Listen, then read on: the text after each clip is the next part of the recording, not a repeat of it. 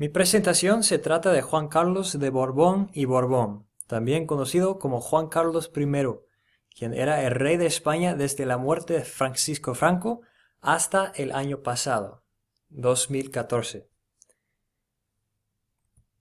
Primero, es útil entender un poco sobre la monarquía como institución antes de hablar más del rey Juan Carlos.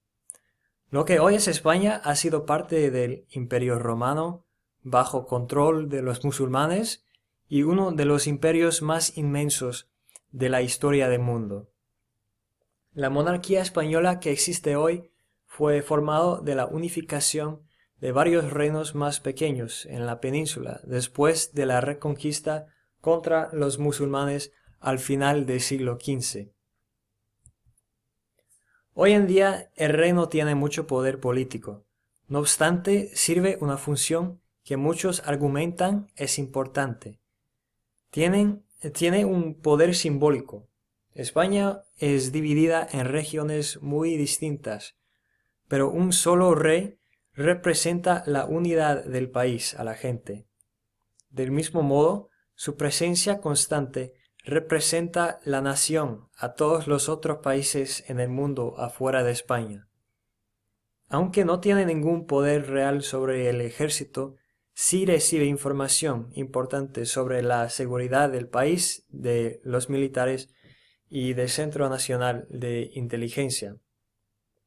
También puede presidir, si quiere, sobre reuniones del Consejo de Ministros, pero no puede contribuir a la creación de las leyes.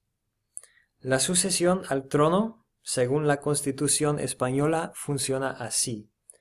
La sucesión en el trono seguirá el orden regular de primogenitura y representación, siendo preferida siempre la línea anterior a las posteriores, en la misma línea el grado más próximo a las más remoto, en el mismo grado el varón a la mujer y en el mismo sexo la persona de más edad a la de menos. Juan Carlos I nació en Roma, Italia, en 1938. La familia real se había forzado de escapar de España durante el período de la República de España. Se cría en Italia, Suiza y Portugal y nunca fue a España hasta que tenía 10 años. Fue enseñado por tutores proveídos por el régimen y estudió en el Instituto San Isidro en Madrid y las académicas y escuelas militares de los tres ejércitos. En 1962 se casó con la princesa Sofía de Grecia en Atenas. Juan Carlos no fue el primogénito de su familia, pero su padre Alfonso XIII había renunciado a sus hijos mayores Alfonso y Jaime. En 1969 el caudillo Francisco Franco lo escogió como su sucesor y aproximadamente 6 años después, en el 22 de noviembre de 1975, con la muerte de Franco, Juan Carlos fue coronado rey de España. Juan Carlos es de la Casa Real Borbón, que había tenido el trono español desde el siglo XVIII. El suyo es el reino sexto más largo de toda la historia de España. Quizás la parte más importante de entender sobre Juan Carlos I no fue el poder que tuvo, sino el poder que dio. Él rechazó los poderes dados por Franco. Fue instrumental en la transición a la democracia después de décadas bajo el franquismo. Muchos anticiparon que esto no sería el caso, puesto que él ha sido enseñado por los franquistas y creían que nada cambiaría. Sin embargo, justo después de su coronación, hizo 2 declaraciones a la gente española. Primero, que iba a ser el rey de todos los españoles, y segundo, que España se iba a convertir en un país democrático. La transición fue rápido. El año después de que Juan Carlos se coronó, la ley de reforma política fue aprobada.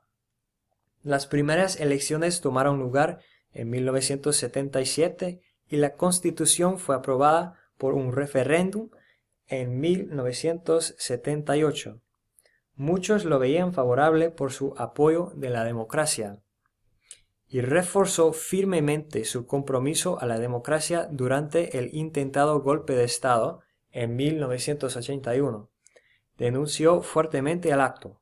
Coronel Antonio Tejero y su banda de guardias civiles no habían esperado que Juan Carlos estaría tanto a contra. Una de las claves más importantes de entender sobre el reinado de Juan Carlos I es su interacción con países extranjeros. Viajaba con mucha frecuencia. Juntó a España a organizaciones internacionales importantes como la Unión Europea y la Organización del Tratado del Atlántico Norte. Otra meta que tenía fue de construir relaciones fuertes con países latinos. En 1991 inició la Cumbre Iberoamericana, la cual es una reunión diseñada para discusión política entre la península ibérica y América Latina. En 1984 se hizo el primer jefe de Estado de España que visitó la Unión Soviética y en 2001 viajó a los Estados Unidos para reconocer la fuerte herencia hispana del país. Aunque era bastante popular, los últimos años de su reinado fueron tumultuosos. Había un escándalo en que se encontró el marido de su hija había usado dinero público para fundar su propia fundación, el Instituto NOS. El divorcio de su otra hija creó otra disrupción. La crisis económica también tuvo un efecto negativo en él, especialmente porque durante la crisis, cuando la gente estaba sufriendo mucho, aparecieron unas fotos que mostraron el rey cazando elefantes en Botsuana, en África. Mientras pasaban esas cosas, el rey, en su edad mayor, experimentó unos problemas de salud también. El 18 de junio del año pasado, él abdicó el trono a su hijo Felipe VI, el príncipe de Asturias. ¿Cómo compara Juan Carlos I con una monarca quizás más bien conocida en los Estados Unidos, como Isabel II de Inglaterra? Los dos desempeñan papeles básicamente simbólicos, sin mucho poder. Ambos han viajado por el mundo mucho. Isabel II ha viajado como ninguno de los monarcas previos. Ambos tuvieron reinados largos. El de Isabel II es el más largo en la historia de Inglaterra. Ambos tuvieron escándalos de alguna forma. Aunque Isabel II no ha sido muy polémica, algunos creían que no mostró mucha emoción o simpatía cuando la princesa Diana se murió. Pero hay diferencias, claro. Isabel entró un trono no interrumpido en un país ya democrático. Ni la monarquía ni la democracia habían existido en España por décadas cuando llegó Juan Carlos. La reina inglesa tiene más poder que tenía Juan Carlos, además.